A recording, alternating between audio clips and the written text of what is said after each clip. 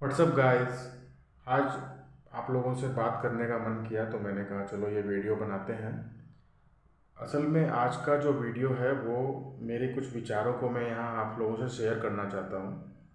ये विचार मुझे आया और वो जो मेरे पूर्वज जो दादा दादी लोग उन्हें कहानियों के रूप में मुझे सुनाया करते थे, वो मैं चाहता हूँ आप लोगों से शेयर करना। जैसे आज का जो युवा है, जो यूथ है, वो आप अपने गोल पे कुछ लोगों के लिए ये है बात, ऐसा नहीं कि मैं सबके लिए ये कह रहा हूँ। जैसे जो लोग अपने गोल पे फोकस नहीं कर पाते या कोई एक्सट्रीम गोल लेके आगे बढ़ना चाहते हैं और रास्ते में उनको बहुत सारी कठिनाइयाँ, बहुत सारे लोग मिलते हैं और उनको तरह तरह के कुछ बातें बोलते हैं जिससे वो डिमोरलाइज हो जाते हैं। तो डिमोरलाइज बिल्कुल ना हो, अपने एक्सट्रीम गोल के लिए हमेशा डेडिकेटेड रहें और आगे बढ़ते चले जाएं।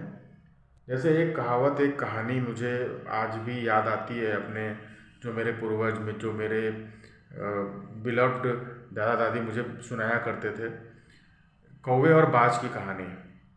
तो कौवा एक इकलौता ऐसा पक्षी है जो बाज के कंधे पर बैठता है, बैठ के सवारी करता है। जैसे सपोज कौवा ही है एक ऐसा इकलौता पक्षी है जो बाज के कंधे पर बैठता है और बाज उड़ता है जब, तो बैठता भी है और उसी पर चोंच भी मारता रहता है। लेकिन अगर बाज की बात करें तो बाज अगर उसके चोंच मारने पे ध्यान दे तो वो अपने एक्सट्रीम गोल पे, अपने गोल पे फोकस नहीं कर पाएगा। उसको टाइम कब मिलेगा? तो अगर मेरा यही, ये कहानी का यही मोटो है, यही मैसेज मैं देना चाहूँगा सभी युवा पीढ़ी को, सभी यूथ को, कि आपको रास्ते में जितनी भी अड़चने आए, कोई भी आपको कुछ भी कहे, गॉसिप करे या आपको कुछ भी कह रहा हो जिस उससे आप प्रभावित ना हो। जैसे बाज क्या करता है कि हमें उनसे उससे सीखने चाहिए कि वो अपनी उड़ान को ऊपर बढ़ाता जाता है और इतनी ऊंचाई पर पहुंच जाता है जिससे कि वो कौवे को हार मान के उतरना ही पड़ता है बीच रास्ते से, चोंच मारना बंद करके।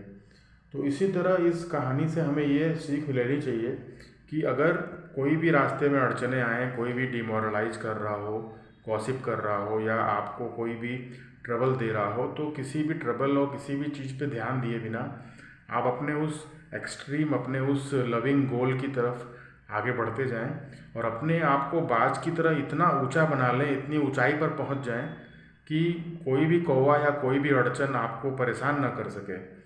तो ये एक विचार मैं सभी लोगों से शेयर करना चाह रहा था और भी अभी कुछ और भी बातें आपसे की जाएंगी। तो दोस्तों, इन इन विचारों के साथ मैं यही कहना चाहूँगा कि जैसे ये जैस्मिन फूल है, वो इतनी खुशबू अपने साथ लिए रहता है, बिखेरते रहता है, तो आप लोग भी उसी हिसाब से खुश रहें और अपने गोल के प्रति आगे बढ़ते रहें और किसी भी बात से प्रभावित हुए बिना, किसी भी अड़चन से प्रभावित हुए बिना आगे बढ़ते जाएं। इन्हीं शब्दों के साथ मैं एक और विचार आप लोगों से शेयर करना चाहता हूँ, जैसे कि जो कि साईं सच्चरित्र अध्याय 1 से लिया गया है। बाबा तो साईं बाबा शिरडी में 60 वर्षों तक रहे और इस दीर्घ काल में उन्होंने आटा पीसने का कार्य प्रतिदिन ही किया। पीसने का अभिप्राय गेहूं से नहीं, वरन अपने भक्तों के पापों, दुर्भाग्यों, मानसिक तथा शारीरिक तापों से था। उनकी चक्की के दो पार्टों में ऊपर का पार्ट भक्ति तथा नीचे का कर्म का था। चक्की की मुठिया जिसे वो पकड़कर वे पीसते थे, वह था ज्ञान। बाबा का दृढ़ विश्वास था कि जब तक मनुष्य के हृदय से प्रवृत्तियां, आसक्ति, घृणा तथा अहंकार नष्ट नहीं हो जाते, जिनका नष्ट होना अत्यंत दुष्कर है, तब तक ज्ञान तथा आत्मानुभूति संभव नहीं है। यह घटना कबीरदास जी की इसके तदनुरूप घटना की स्मृति दिलाती है।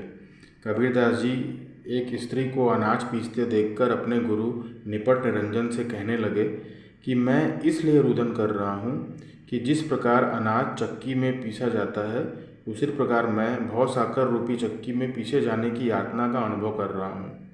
चलती चक्की देख के दिया कबीरा रोए, दो पाटों के बीच में साबुत बचा न कोई।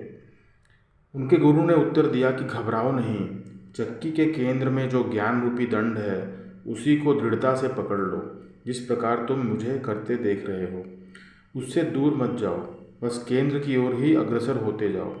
और तब यह निश्चित है कि तुम इस भवसागर रूपी चक्की से अवश्य ही बच जाओगे। श्री सद्गुरु साईनाथार्पणमस्तु। शुभम भवतु।